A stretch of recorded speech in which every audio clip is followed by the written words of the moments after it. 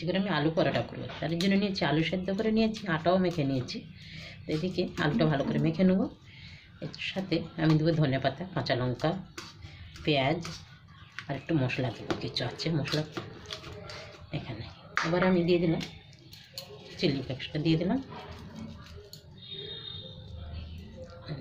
একটা ধনেপাতা, কাঁচা লঙ্কা আর পেঁয়াজ দিয়ে দিলাম। খুব চটপটা করে করবো। একটু একটু বিট নুন দিয়ে দিলাম, একটু গোলমরিচের গুঁড়ো, একটু ভেজে রাখা জিরে পাউডার,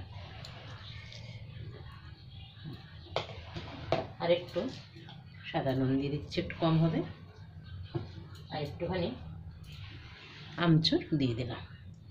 এটা খুব ভালো করে আবার মিক্স করে নেবো আমি। এখানে আমার আলু মাখা হয়ে গেছে।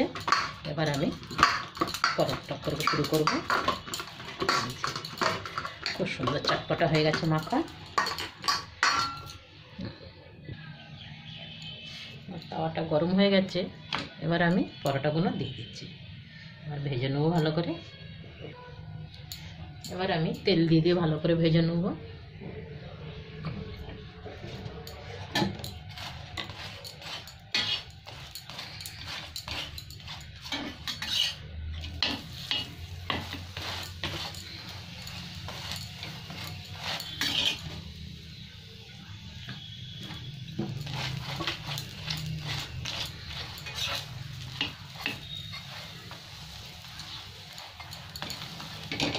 এরকম চেপে চেপে ভাজলে তাহলে আর কাঁচা মাচা ভাব থাকবে না।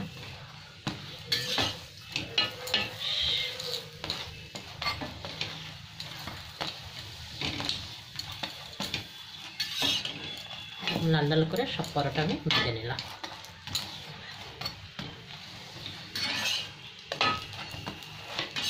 সুন্দর হয়েছে ভাজা আমার।